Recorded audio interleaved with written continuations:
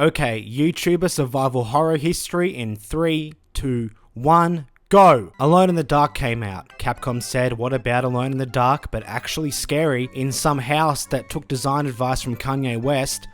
What? And with zombies cause Night of the Living Dead, Dawn of the Dead, and Day of the Dead. Call it Resident Evil and make Shinji Mikami the director. Insert Disney's Goof Troop joke here. Game came out. Title was accurate as it did take place in a residence which contains evil, I guess. I didn't think zombies understood the concept of morality, or maybe the evil is referring to how the existence of said zombies goes against the concepts of life and death and thus is a slight against God himself. Popularizes survival horror as a genre, but don't you dare say it's the grandfather of the genre because some contrarian with an anime avatar will be hitting you up in the comments with the, well, actuallys. More Resident Evil games came out, but Capcom started thinking, what about Resident Evil, but more scary, in a facility that took design advice from Elon Musk, and with dinosaurs cause Jurassic Park and The Lost World Jurassic Park. Call it Dino Crisis and make Shinji Mikami the director again. Insert Disney's Aladdin joke here. Game came out, title was accurate as it did feature dinosaurs, and that alone is a pretty big crisis, I guess. Wait, dinosaurs are definitely a slight against God himself because he hated them so much that he killed those poor fuckers with space rocks that struck the ground harder than Radahn in his second stage. What the fuck?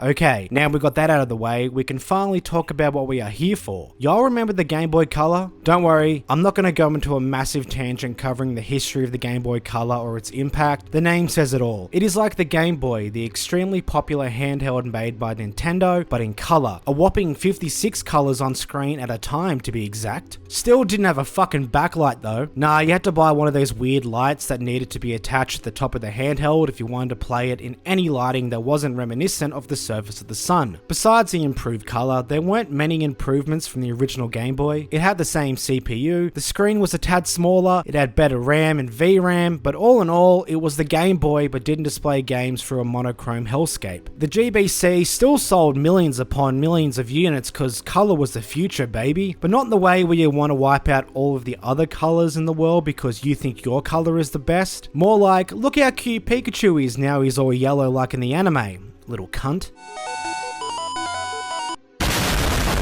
Let's get in the mindset of Capcom in the late 1990s. You know that the Game Boy Color is just a gayer version of the Game Boy, but it isn't some massive leap forward in handheld technology, and most of its games are designed and marketed towards kids. So of course, you have this reality-bending revelation probably fueled by loads of acid to start development of not one, but two ports of your recent survival horror hit, Dino Crisis, onto the handheld, which is rated MA15+, it contains medium levels of animated violence. One of the ports in development at this time was a scaled down version of the original Dino Crisis by British studio M4 Limited, but after they showed a demo to Capcom, this port was quietly cancelled. No announcements, no articles by outlets saying, yo, where the fuck is this Dino Crisis game? It's 2001 and I really want to play it while on break at my job in the Twin Towers. But unlike the subject of that joke, this doesn't end in tragedy, or does it? Depends on how funny you think I am. In fact, if you've played another survival horror game on the GBC, you may have unknowingly played M4's cancelled Dino Crisis port. That is because Capcom reached out to M4 after they saw the demo and told the developer to scrap working on their port of Dino Crisis and instead take what they built and transform it into a Resident Evil game. So they did, and on the 14th of December 2001, this game that started as a port of Dino Crisis was released and it was called Resident Evil Gaiden. Around this time, the very ambitious port of the original Resident Evil for the GBC was in development as well, which if you didn't know was planned to be a complete one-to-one conversion of Resident Evil onto the Game Boy Color. That was eventually cancelled because that shit wasn't fucking happening. Side note, this won't be the last time I mention the one-to-one conversion of Resident Evil for the Game Boy Color in this video. In fact, by the time this video is over, you will never want to hear one-to-one conversion of Resident Evil for the Game Boy Color ever again. So I'm going to start a little counter every time I mention it because I love pointing out just how shit I am at writing scripts.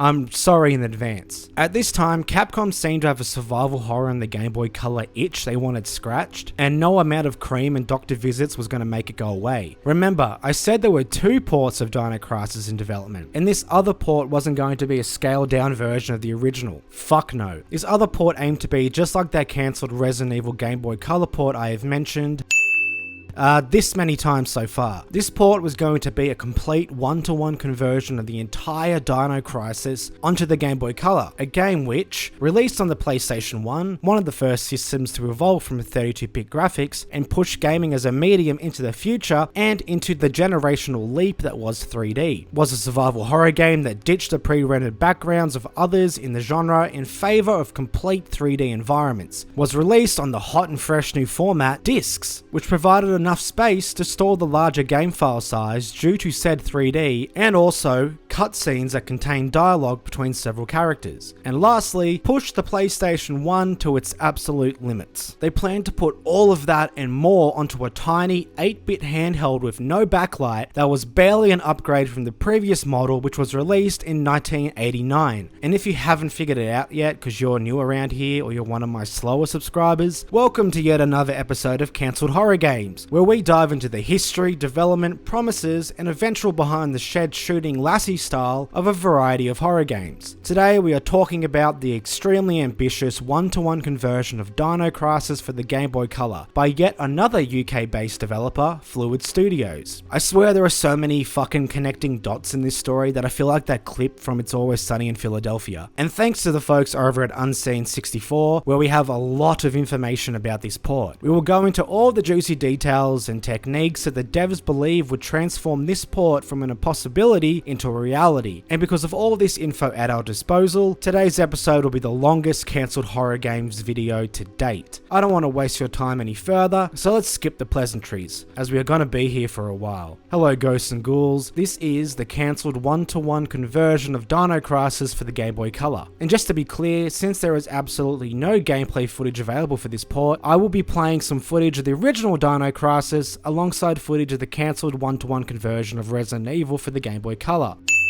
because these games are intrinsically tied. Anyway, with all that said and done, let's get this Dino Crisis going.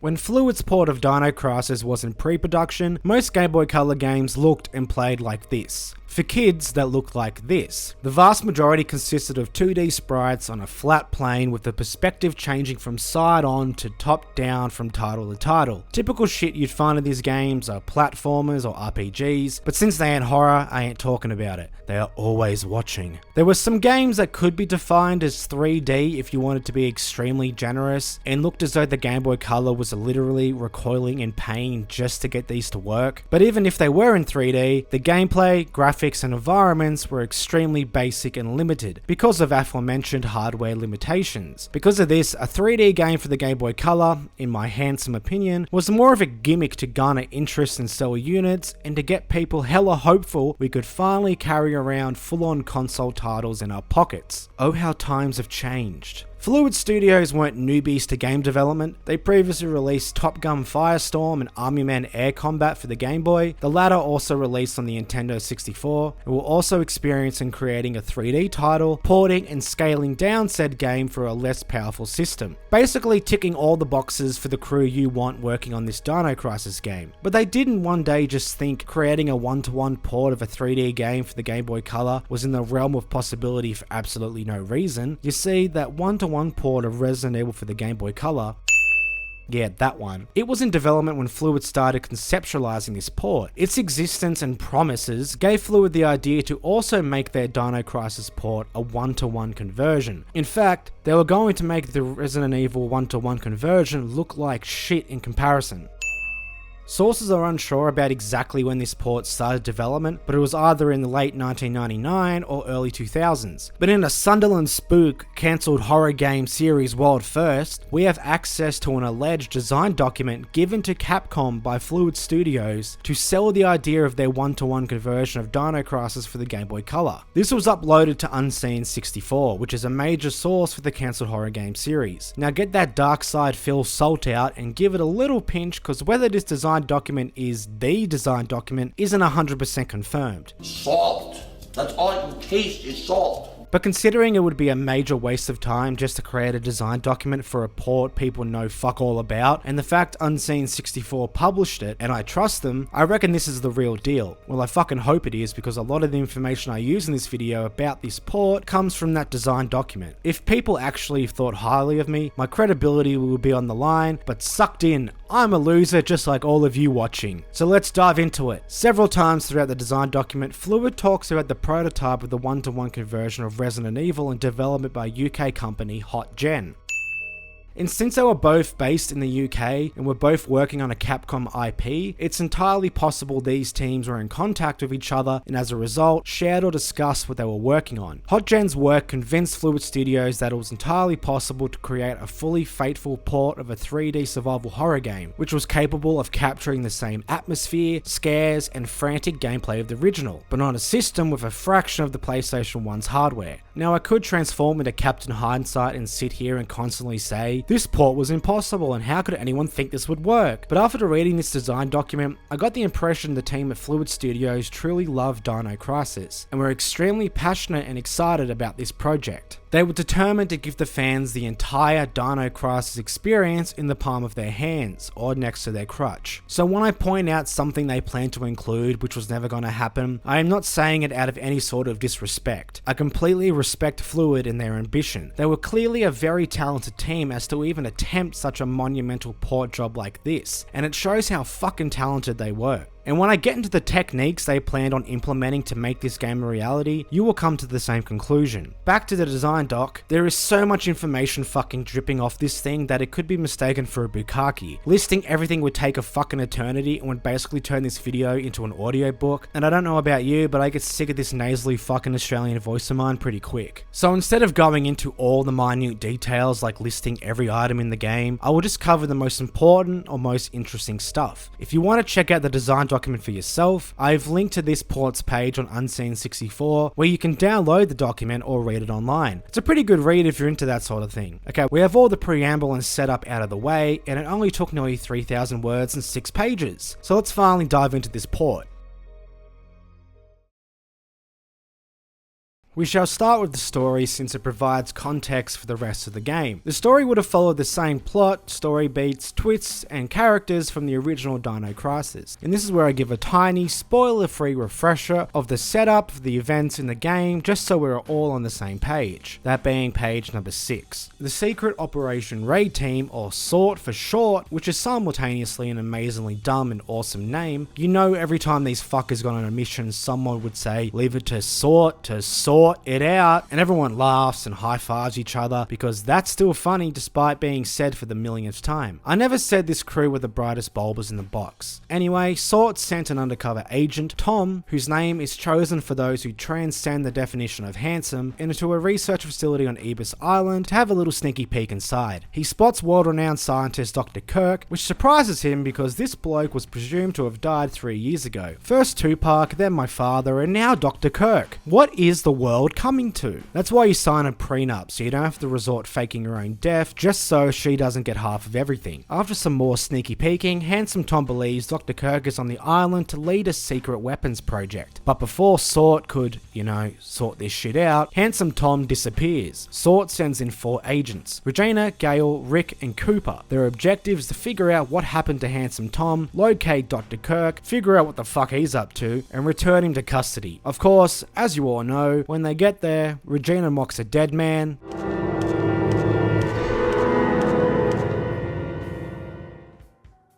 That's just...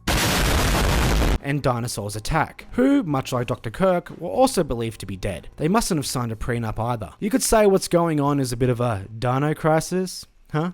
SNL, you have my number. Give me a call because the comedic quality of my jokes are on par with yours. Under the overalls. I am going to commit suicide. God! Oh, jeez! Oh, my God!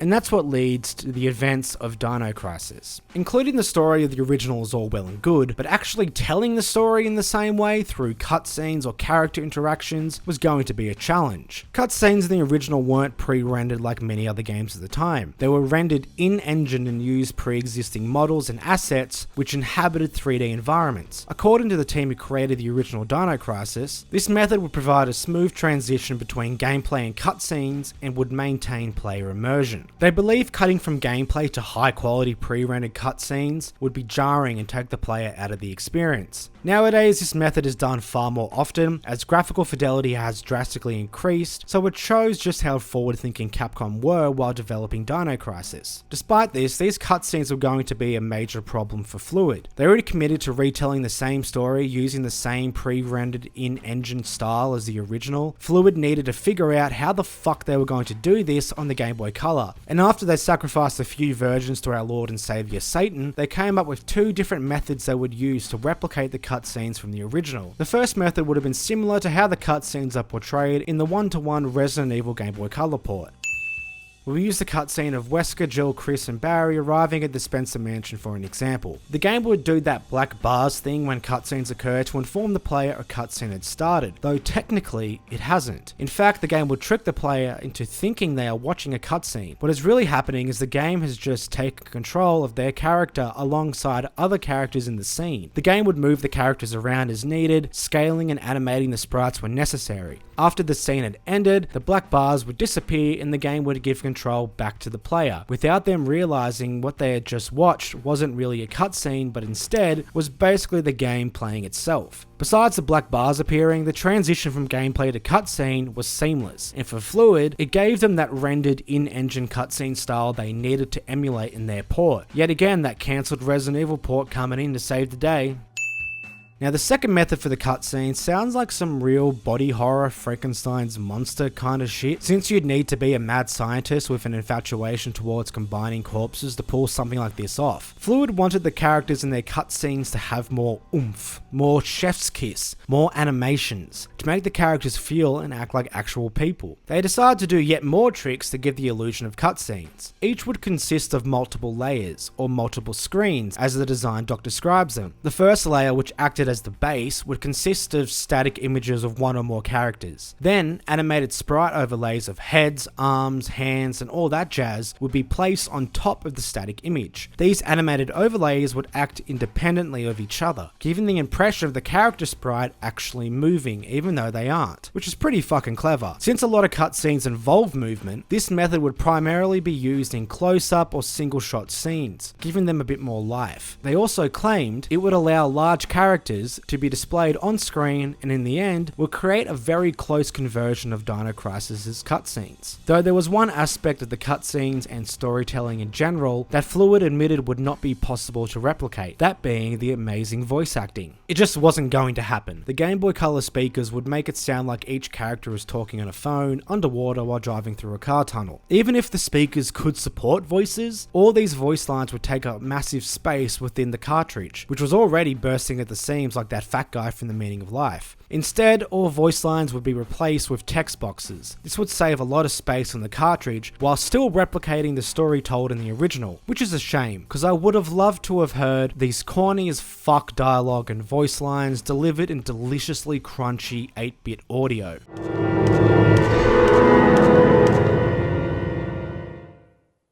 That's disgusting. Though Fluid discussed the removal of voice lines, they didn't mention anything to do with the sound in general. Besides the visuals, one of the most important parts of creating atmosphere in the spooks and horror of any medium besides books are sound and music. And the original Dino Crisis was no different. So it's strange that sound and music weren't mentioned given their importance. Due to the quality of the Gameboy Colour's speakers and just how much space sound can take up in the cartridge, I doubt the soundscape of the original would have been replicated in the port. But what would happen when a young boy or girl like yourself booted up the hypothetical Dino Crisis Game Boy Color port? Well, you would have been greeted by two difficulties, easy and normal. Normal is the developer intended experience. It would have had you start in the game with just the pistol, and as you progressed, your arsenal would gradually expand, and so would the ammo that you would find. And much like the majority of survival horror games in the era, access to resources such as health and ammo would be limited, meaning you would need to think carefully about when to use them, otherwise you would wind up being skull fucked by a dinosaur and have no ammo to shoot it or heal the wounds caused by said skull fucking. Easy mode basically throws away the survival part in survival horror. You would have started the game with every weapon shoved into that skin tight suit of yours. You'd basically be a walking, talking, corpse insulting tank. There would have also been loads more resources at your disposal, so rationing health and ammo would not be a problem. To make the game even easier, all the dinosaurs would have their health and damage output decreased. Once you selected your preferred difficulty, you would be in the game. So let's break down this whole one-to-one conversion thing a bit, since I mentioned it more times than your mum has wished you were a facial instead, and it's very important understanding the scope of this project. Fluid didn't want to go for a graphical style that scaled down the game and go for a more cutesy look like other titles in the Game Boy Color. They aimed to bring a 3D, fixed camera angle, survival horror game with large dinosaurs that ran around and attacked the player with 5 dinos planned to be included, all of which needed to be all scaled and sized accurately so they were as imposing and threatening as they were in the original. The large, intricate environments, with some sources reporting that would total up to 7 maps and 100 rooms, and fast-paced combat with a wide variety of weapons. And finally, the many puzzles. They also wanted to capture the look, feel, and atmosphere and horror of the original. All of these combined pushed the PlayStation 1 to its limits, and somehow Fluid were going to jam all of that and more onto a Game Boy Color cartridge. Calling this a monumentous task is the definition of a fucking understatement. And if you look next to fucking understatement in the dictionary, you wouldn't find anything, you idiot. Even displaying one of the things I outlined in the Game Boy Color would have been a difficult task. So how were they going to display Regina, environments, dinosaurs, and whatever else on screen at one time without causing the Game Boy Color to explode while little Timmy is playing on Christmas Day, tearing his fingers off his hands, sending glass shards into his face and eyeballs, slicing everything into ribbons, spitting the cartridge out of the console at such a high velocity that it breaks through his skull, lodging itself in his brain. His parents covered in blood, flesh, muscle, and brain tissue, their mouths agape and filled with pieces of their beloved boy, unable to comprehend the violent and gory death of their only child. This tragic loss of life and irreversible trauma just because the art team wanted to cram just one more pixel on screen. Well, Fluid Studios had several ideas. First was to get good lawyers, and second, they were lucky enough to have access to the code and engine being used to create that one-to-one Game Boy Color port of Resident Evil that I keep mentioning because I am shit at writing these fucking videos without repeating myself into oblivion. Fuck off. Fluid's first task was to rewrite all of the code used in the one-to-one Resident Evil Game Boy Color port. This code would work as a baseline they could build off, as both games are quite similar in their design, style, and graphical goals. Building this game completely from ground zero with no other projects even close to the same scale and development would make their monumentous task just that little bit more monumentous. So having a lot of the groundwork already completed meant they didn't have to divert time and resources towards building a game engine, and as a result would make the development of their Dino Crisis port that much smoother, and in their own words, would continue the quality push that was started with Resident Evil. All they had to do was swap some zombies for dinos, change the house into a facility, and transition the player character from male to female, and they were off to the races. Yes, I know Jill exists. That joke doesn't work if I mention her, so now you know I will choose what some define as comedy over accuracy, which is great for building trust. But having this code to build off didn't solve the vast majority of the issues with their port. Compared to Resident Evil, Dino Crisis was much larger in scale, and the engine used was more complex and advanced due to the move to total 3D. Fluid needed to pull off some dark magic, satanic type shit to get this thing running. They wanted their port to have a more rendered look for the sprites of the main characters and the dinosaurs, but also the environments. Fluid admits that executing this would be extremely difficult due to the Game Boy Color being a very restrictive format to work with, especially in regards to the size of sprites. I mean, look how small that screen is. You can't fit dinosaurs onto this thing, at least not using the thoroughly heavily research, peer-reviewed scientific method I just displayed. One way they planned to get around this whole restrictive format sprite limitation problem was to create an entirely new scaling method for the characters and dinosaur sprites. Fluid would split a standard sprite into two parts, the head and the body. Each of these would be considered by the Game Boy Color as their own individual sprite that just so happened to look like a complete singular sprite. Using this sprite scaling method meant the overall sprite size would be halved, saving lots of hardware space. Splitting the sprites this way also meant both sprites could be detailed, as each would contain 3 separate colors, so character models wouldn't look like Mr. Potato Head on the 4th sleepless night of a heroin binge. The largest curviest benefit would be that you'd get to see Regina's big pixelated booty in glorious 3-color definition. Is that a Game Boy Color in your pocket, or are you just happy to see her? The benefits wouldn't stop at better detailed pixelated booties. Splitting the sprites meant that each could be animated separately, which would allow more animation variation in characters. Examples of these animations were moving up and down environments, giving the perception of depth, turning their heads to look sideways, and basically any other movement shit that would make the sprites act more human. Dinosaurs will obviously get the same treatment and advantages, but that's a much larger subject that I'll save for when I cover the dinosaurs in their own section. More animation options would also mean character interactions would be stronger and more fluid, since the sprites wouldn't jerk around like my ex-girlfriend.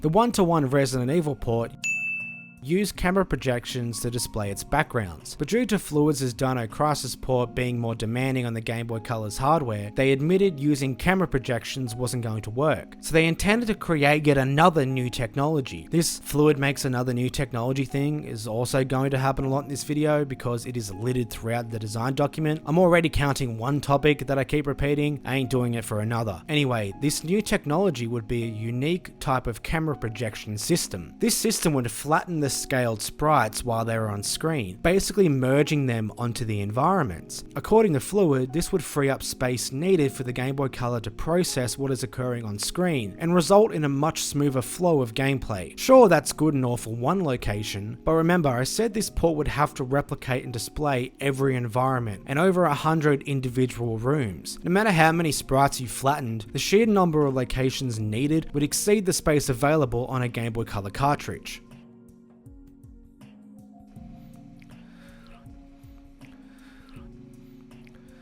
And Fluid couldn't just copy the code from the 1-to-1 Resident Evil port for their environments either. The setting, locations, and their layouts in that game were completely different and far less detailed to those found in the completely 3D Dino Crisis, so hitting Ctrl-C then Ctrl-V wasn't going to cut it. They came to the realization that every single room would need to be rebuilt from the ground up. The plan they outlined was going to take a lot of work, but they believed it would allow their port to be as faithful to the original as possible. Holy fuck, that took forever. Faithful. Why is that so easy to say now but hard to say when I'm reading this fucking oh my god, I hate myself. Fluid would rebuild each location and room as a 3D model, and then they would take these 3D models and re-render them into a Game Boy Color format. Repeat this process over 100 times and voila, you've got yourself a Dino Crisis. The 3-color limit still hindered the detail of these environments, but that was a small price to pay to make this 1-to-1 port a reality. Because of these limitations with sprite detail, Fluid were forced to implement something unique to their port, which would make exploration and combat a lot smoother. That being an arrow which would appear on screen and show the direction the player was facing. This would greatly help reduce player confusion and frustration when walking around the facility, since you would actually know which direction this jumbled mess of a sprite was facing, which also lines up with depth issues during combat. When combat is a bit more hectic, the player needs to know which direction they are facing so they can shoot or run away. Sure, this would be somewhat immersion breaking, but considering the possible motive, it seems like a necessary evil. Fluid understood the assignment and wasn't ashamed to admit when things would need to be a little bit less faithful to the original in order to maintain an actual fun experience with their port. It would either be this or dying after you accidentally ran into an enemy's attack. I'd rather have my immersion broken instead of being frustrated at the game. After all that, we got the sprites and the environments ready to go. So how would this game look with everything together? Well, we've got this proof of concept screenshot to give us an idea. Looks pretty neat and very blue. But what about how it would look in motion? Well, there's no footage of this Dino Crisis port available anywhere, as I mentioned before, but since Fluid were going to build off the code of the 1:1 RE port, we can turn to that to get a better idea, as 2 playable builds were leaked a few years back. Not only does watching this game in motion give you an idea of how the Dino Crisis port would have looked and played, but more importantly, it displays the massive technical limitations of fitting a 64-bit game onto an 8-bit handheld. Environments, player models, and enemies look warped, and the lack of detail made every aspect all the more muddier. One big reason for this was the developers having a very limited color spectrum available, though the different shades of color used to replicate lights was a nice touch. Gives me mad build engine vibes. See, I can be nice. Back to being a bitch in the Dino Crisis port. Fluid found severe problems of something as simple as conveying player depth in relation to the environments or enemies. A scenario they listed which posed many issues was the player on one end of a hallway shooting a dinosaur on the other end. This might sound hella basic, but let's break it down to understand why this was such a major issue. The player, environment, bullet, dinosaurs, and animations would all need to be scaled appropriately, run smoothly, and actually work as intended. That being, the dinosaur dead when I pull the happy escape from life trigger. In this scenario, that being combat with the main enemy of the game, would need to occur many times. So getting this to work would be beyond essential as it was a core part of the game. Unfortunately for us, Fluid didn't detail how they would convey player and enemy depth alongside combat in relation to the environment. Despite this, I believe this is a great example to get you, my dear viewer, into the mindset of just how complicated creating this port would be. Even something as essential to classic survival horror as replicating the fixed camera angles came with its own lists of problems. Displaying the game wasn't the issue, but how in the original Dino Crisis, the 3D backgrounds allowed Capcom to implement a camera panning system when the player moved throughout certain environments. It was a really cool effect and greatly added to the player's immersion. So of course, Fluid decided they couldn't exclude this effect in their port, but they also admitted they couldn't do it in the same way either, since they were working with an 8-bit handheld. Instead, they would utilize a similar method found in the 1:1 RE port. I like to compare game developers to magicians since they both do things in the background to trick their audience into thinking something is happening when it really isn't. Fluid planned to do the same with this camera panning effect. As the player moved up and down the environment, the game would trick them into thinking they were going through one room, but in fact, the sneaky little sausages would create 2 separate areas that would be cut to when needed. To hide the cut that would occur during this transition, they would use an animation effect, and once all these were combined, it would give the illusion that the camera is panning. The player would be none the wiser as Fluid pulled the rabbit out of the hat. But this got me thinking about whether splitting the rooms into 2 to achieve this effect would increase the number of rooms Fluid would need to create. Since they are developers and I'm a guy that barely makes what could be considered as videos, they probably figured out that doing this method wouldn't increase the workload drastically, so it was worth it. Something more iconic, which surprisingly would also cause a lot of issues for Fluid, were room-to-room transitions, and these happen a lot in Dino Crisis. Remember the door opening sequence in the original Resident Evil? No ding there, because I am talking about the PS1 original and not the 1:1 conversion. Fuck! The door sequences were used instead of a black screen or something else to hide long loading times between rooms while maintaining a flow of gameplay. An unintended effect was these significantly added to the tension of exploring unknown areas. Kinda like your character is scared to find out what's behind the door, so they're moving very cautiously. Dino Crisis utilized these as well to achieve the same effect. You'd think the major problem would come from how Dino Crisis's transitions were in 3D. It contained a character model which would need to scale accordingly to her position in relation to the door. But according to Fluid, this was going to be a breeze to replicate. No, the problem came from just how many different fucking types of doors there were in Dino Crisis. The facility in Dino Crisis had many types of doors. Some split in half, swing open, or slide across. Doors.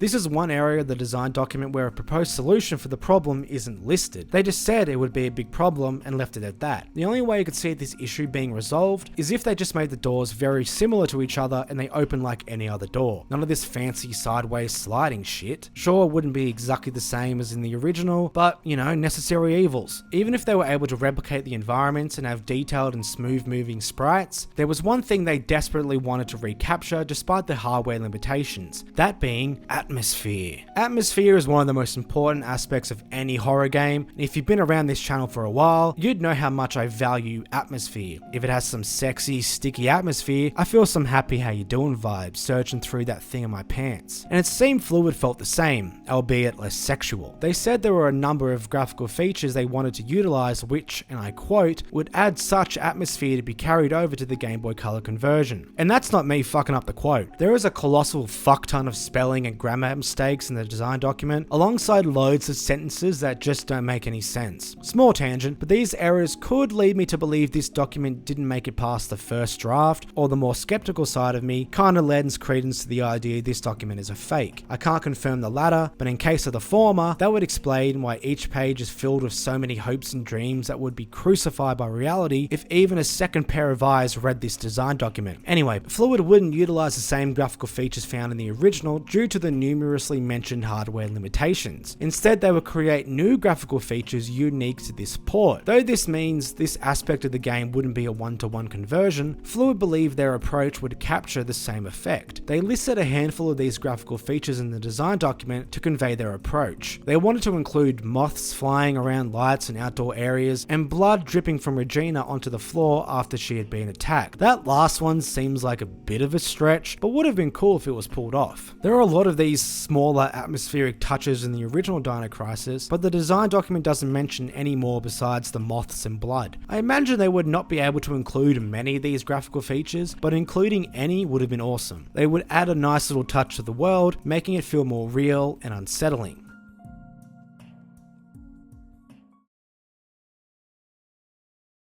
Now onto the gameplay. You'd think I would have shoved this part earlier in the video, but we needed to set the stage regarding how this port would have worked. Plus, there's honestly not that much information about gameplay in the design document. As I mentioned before, there's no footage of Fluid's Dino Crisis port available, and the only screenshot of gameplay is clearly a mock-up image of what they believed the game would have looked like. All they said was it would play like the original Dino Crisis, without going into detail about how they were going to achieve that. Though, I could provide a detailed list of every item the player could pick up in the port, since Fluid thought it was relevant to include that in their design document. But if I did, this video would be twice as long and it would be similar to reading a shopping list for stuff you were never going to get. Luckily, there are a couple of things that stood out in the document in regards to gameplay that I think would be interesting to talk about. The first off is the in-game map, mainly because this was yet another area where Fluid admitted they wouldn't be able to replicate it, which is pretty surprising. Maps in survival horror games are extremely important, but are also overlooked when talking about the genre. How many of you know the exact sound made when you open the map in Silent Hill? I bet you are hearing it in your head right now. In the original Dino Crisis, the map screen was actually quite detailed and advanced for the time. It informed players of the layout of an area, which doors were locked and unlocked, what direction Regina was pointing, and where the save shop was, amongst other things. Compare this to the map found in the original Resident Evil, and you can see a stark difference in quality and information. All of this could not be replicated on the Game Boy Color, especially when you remember the port would contain all 7 areas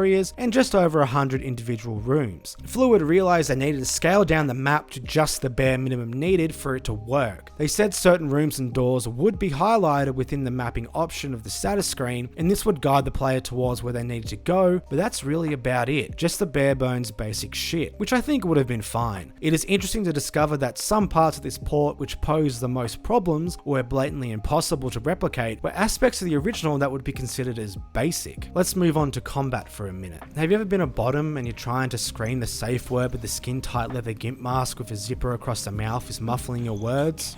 No? Just me? Well, for this port, Fluid wanted to create a mechanic that would help out someone in a similar situation as the one I just graphically detailed. But swap getting fucked in a perverse but consensual sexual situation with getting fucked by dinosaurs. That would hurt, I reckon. Where are their dicks anyway? How the fuck do they reproduce? I don't know, that's not for this video. Fluid wanted to recreate danger points from the original Dino Crisis. When a dinosaur attacks Regina, or if she is knocked onto the ground and the dinosaur stands over her, a danger icon would flash on screen, kind of like those icons you see in light gun games such as House of the Dead. Once this icon appeared, the player would need to mash all the buttons of the Game Boy Color as fast as possible. If they mashed that shit like potatoes, Regina would get back on her feet. If they ignored the danger icon, if they failed to mash the button sufficiently, the dino would quickly attack again, causing more damage. This mechanic could have made combat more engaging and player driven as well, since you were constantly reacting to the dinosaurs. But I could also see this mechanic becoming tiresome or annoying if the player was was knocked down too easily, or if Regina could be stun locked repeatedly. That's it for combat, they didn't really mention too much. Another key aspect of Dino Crisis were its puzzles, all of which Fluid wanted to include in their port. Surprising, huh? But the design document doesn't really go into detail about puzzles themselves, how they were going to adapt them in their port, or any issues that may have arisen during development. Fluid were more focused on talking about what they described as sub-games. They were basically mini puzzles and would have varied in complexity. Some would be as simple as inputting a code players may have found earlier in the game, while others would crank the difficulty up a notch and require players to input a code that is derived from other code words on screen. Basically, conquering these harder sub-games would make you think you could solve the Zodiac case. It was Arthur Lee Allen, by the way, but it wouldn't be all codes and shit. Another example of a sub-game was the survival horror classic of, drumroll please,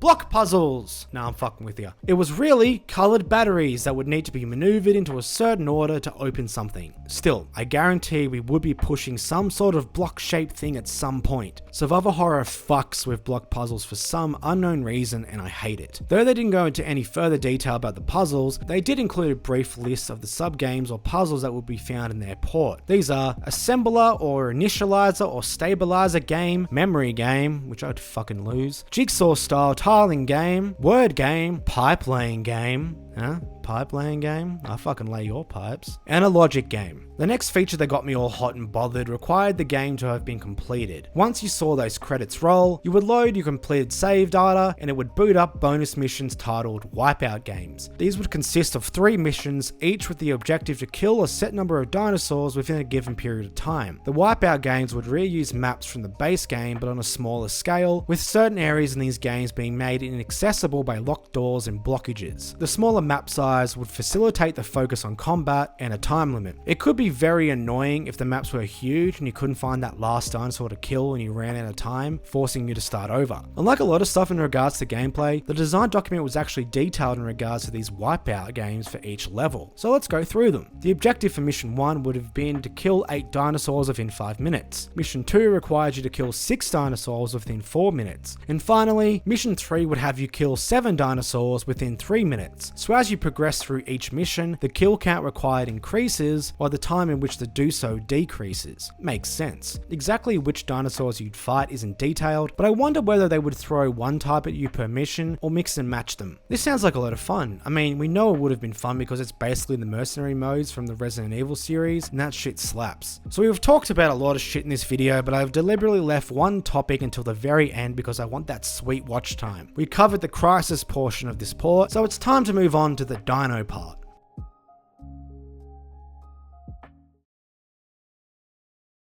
Dinosaurs would prove to be one of, if not the biggest hurdle Fluid had to face when creating this port. The developers provided a lot of juicy details about the dinosaurs and, more interestingly, all the crazy shit they planned to do to make the dinosaurs as imposing as they were in the original. Let's start with the most obvious observation in the history of obvious observations. Dinosaurs in the original Dino Crisis were the main enemy Regina and Powers would face. Compared to the slower moving undead of Resident Evil, the dinosaurs in Dino Crisis were bigger, badder, and much faster, with a variety of movement options at their disposal. They could leap, run, turn on a dime, and absolutely obliterate you if you weren't quick enough. And Capcom knew just how different and dangerous the dinosaurs were as an enemy, since they would later market the game as panic horror as opposed to survival horror due to these design changes. There were a decent variety of dinosaurs in Dino Crisis as well. Some were tiny like the Compsognathus?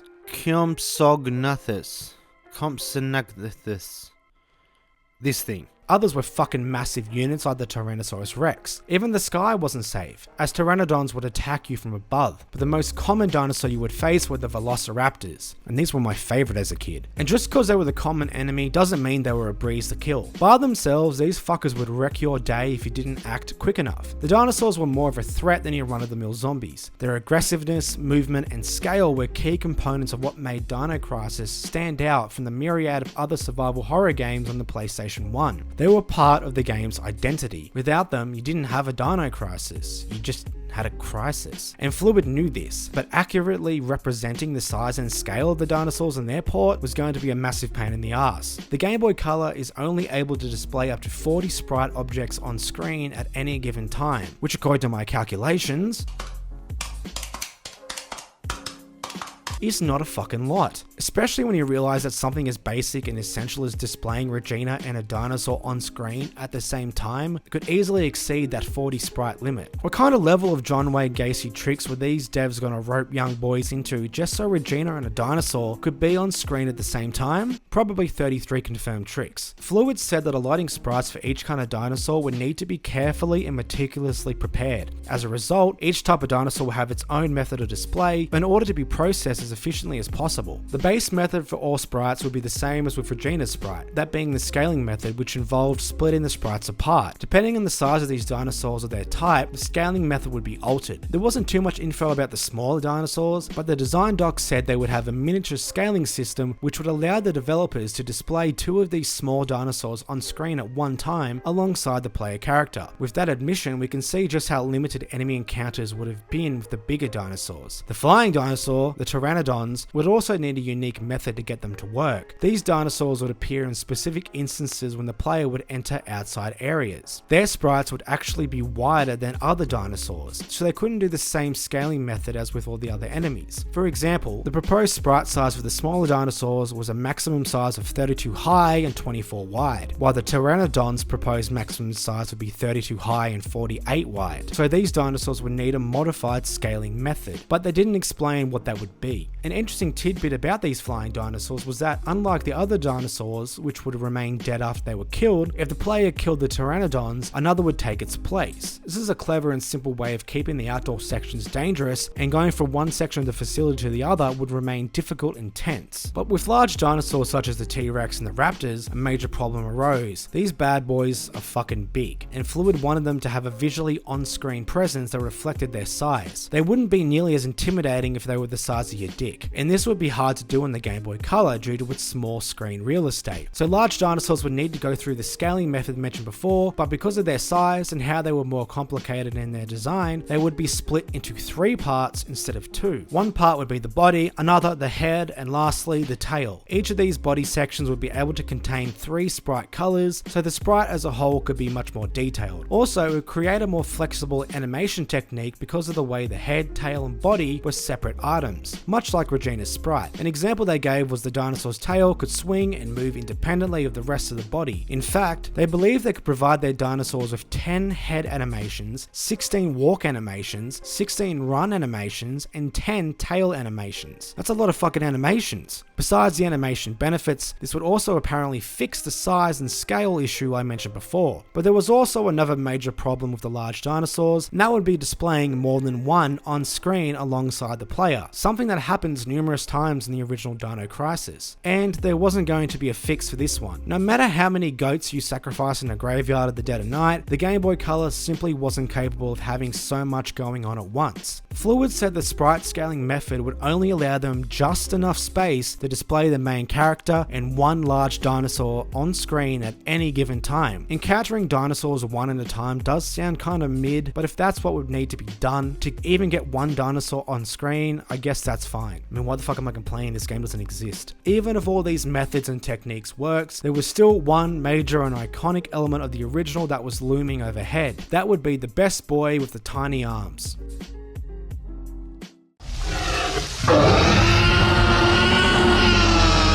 The T-Rex and its numerous encounters with Regina were one of the most memorable and iconic elements of the original Dino Crisis. Think that one part of Resident Evil where the dogs jump through the window, but make them bigger and not dogs, but instead long extinct creatures whose existence basically proves there is no God. Jesus Christ wasn't executed by velociraptors after all, or was he?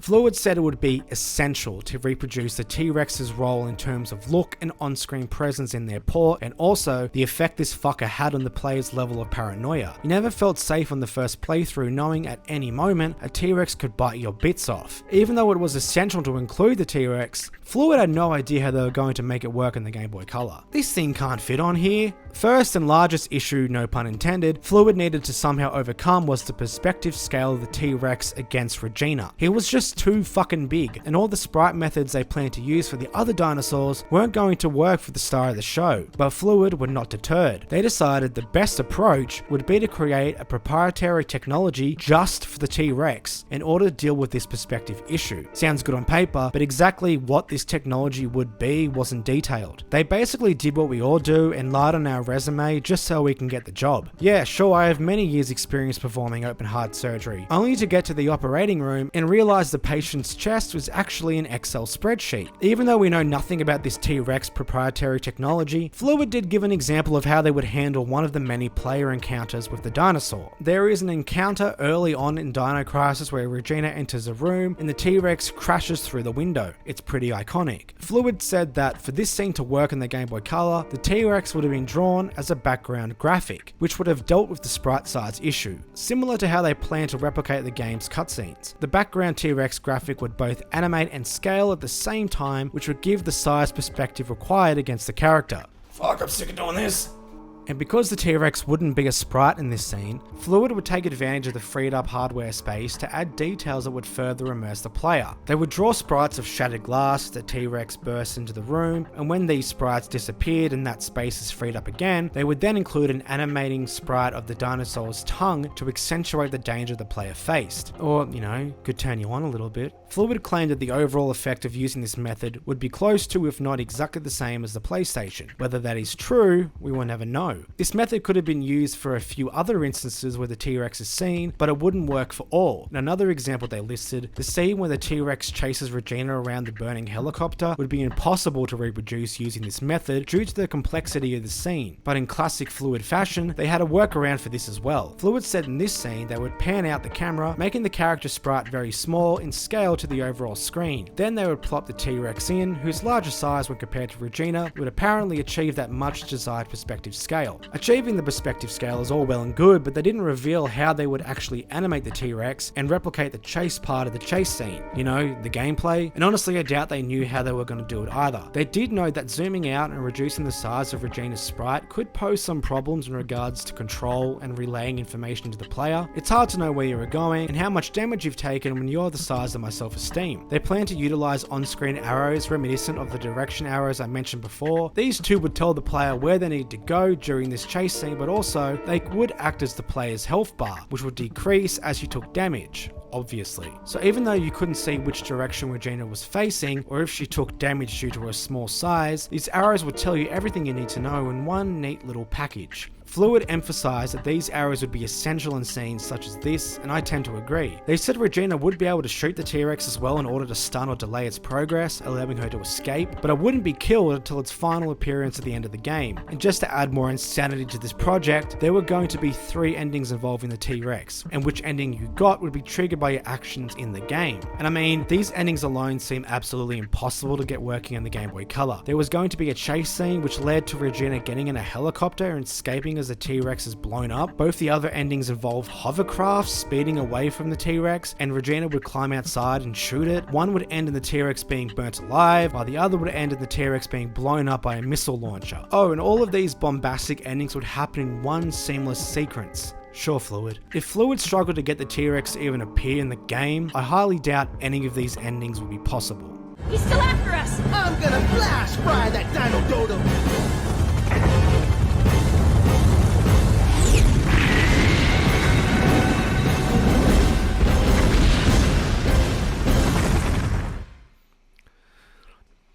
But look, despite my myriad of unfunny jokes I've made, this project is fascinating and showed us a very ambitious answer to the question, how do you port a 3D survival horror game onto a handheld device made for kids? Fluid's response was to push the Game Boy Color beyond its limits and create a one-to-one port of the original Dino Crisis because they wanted to replicate everything that made the original a scary and atmospheric survival horror game. And why this game was cancelled is pretty obvious. It was way too ambitious, and no matter what the team did, a one-to-one conversion was never going to be able to run on the Game Boy Color. Despite this, it's impossible to deny that the people working at Fluid were extremely fucking talented and creative. You gotta have some big cojones to pitch such a project, let alone actually try to make it a reality. But what makes Fluid's project so interesting and special is the many workarounds and methods and technology they plan to create in order to give the fans what they wanted. and to achieve that elusive goal of bringing a console game onto a handheld device. Unfortunately, the Game Boy Color's hardware limitations could not meet Fluid's ambition, and much like the other Dino Crisis port I touched on briefly, there was no announcement about the cancellation of Fluid's port. It was simply silently killed off. But from what I gathered, the decision to axe the project came after the 1-to-1 RE port was also cancelled for the same reasons. It's honestly a shame Fluid's port of Dino Crisis never saw the light of day. Like, I know we can play the leaked prototype of the 1-to-1 port of Resident Evil to get an idea of how Fluid's port would have been like, but the fact that it's not actually Dino Crisis, a franchise that has long since forgotten by Capcom, is why this cancelled port stings a little more. We have loads of Resident Evil games to sink our teeth into. There are barely a handful of Dino Crisis games, but to this day, Dino Crisis has a dedicated and passionate fan base who urge Capcom to give their beloved series the remake treatment like they have done with Resident Evil 1, 2, and 3, and now 4. Why I decided to make this video about Fluid's 1-to-1 Dino Crisis Game Boy Color port wasn't because I just need to make another video. It was for the same reason as to why I started this cancelled horror game series in the first place. Many talented and hardworking people tried to make a horror game for our enjoyment, and just because that game was cancelled for one reason or another doesn't mean it should be forgotten. They should be remembered in the annals of survival horror history, if only to commend everyone who worked at Fluid at the time and to appreciate their talent and hard work. But this wasn't the death of survival horror ports in the Game Boy Color. A few years later, the granddaddy of survival horror, Alone in the Dark, would achieve what Dino Crisis and Resident Evil couldn't, and that was a port of Alone in the Dark, The New Nightmare, onto the Game Boy Color. Though this port wasn't a completely faithful conversion, its existence proves that maybe, just maybe, Fluid's port was actually in the realm of possibility. Fucking finally, we have reached the end of the video. Honestly, congratulations for the effort. This one was a big bastard and I hope you enjoyed it. If you like this video and want to see more, you can click on the link on screen to a playlist filled with videos about cancelled horror games. And if the videos about release horror games are more your thing, you can take a gander at my channel. I have a 3-hour long video reviewing every classic Resident Evil game, a 1.5 hour long review of Visage, which I describe as the best haunted house game ever made, and many more. Or if horror movies and TV are more your thing, why not check out my video discussing that time Scooby-Doo made a parody of the Blair Witch Project. Anyway, thanks for watching Ghosts and Ghouls, I love you all, and thank you so much for the 5,000 subscribers. It's fucking amazing, and you are all the absolute best. Anyway, stay spooky.